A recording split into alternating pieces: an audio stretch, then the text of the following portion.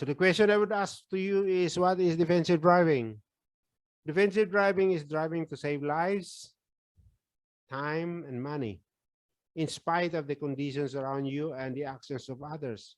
The accident could be caused by nature, accident could be caused by you, or accident could be caused by others. Okay? So there are lots of factors, there are lots of root causes when it comes to defensive driving. So that those are the things that we're gonna find out and see what we can do in order for us to improve ourselves and avoid traffic accident and become a defensive driver. As professional drivers, you must be prepared to compensate for changing road conditions. So what does that mean? When you see a bad road condition, you have to slow down. You have to be very careful. Okay, don't do what they call don't apply your what you have learned through the years in terms of your adverse driving habits, in terms of your attitudes. So you have to make you have to change. You have to you have to develop yourself to become more defensive driver. So there are hazards like road conditions, weather, and other drivers' bad driving conditions. So you are a CDL, you are a professional driver, you drive big trucks, you drive articulated vehicles, you're doing it 24/7 because that is your job. You're a long haul driver and you always go on the road. So you have to be responsible as a driver, and there are always big consequence, bad consequence, and huge cost of life, or cost of in terms of financial cost. Because when you have accident, you're gonna pay for the hospitalization, you're gonna pay for the insurance premiums, you're gonna be pay so many costs that you have to consider. And also in terms of damage of properties, like you hit other vehicle, you hit other buildings, properties like that. So you have to be responsible driver. We are talking about here, most of the time we'll be talking about professional drivers, CDL drivers.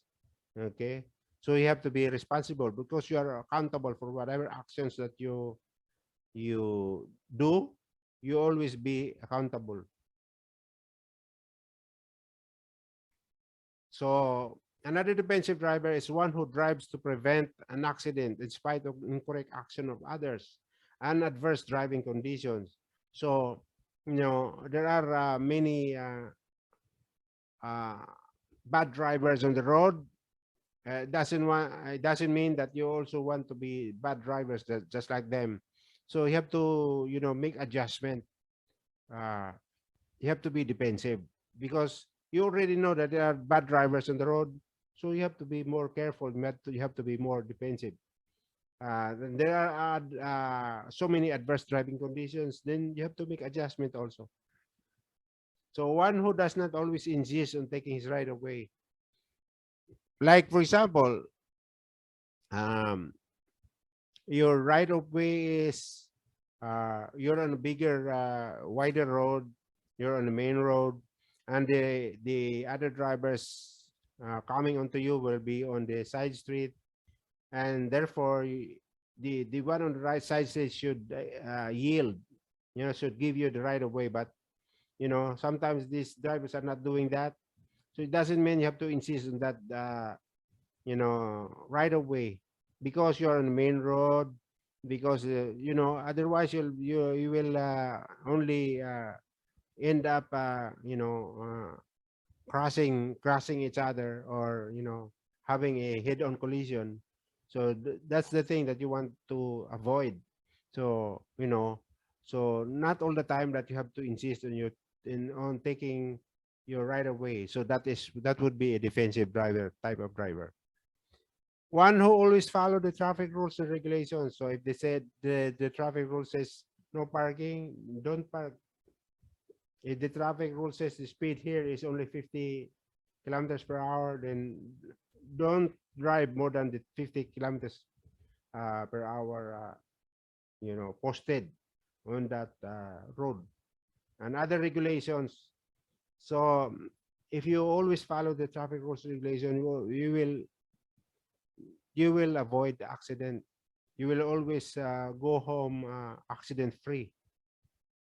So one who does not think only about the safety of himself, but the safety of others as well.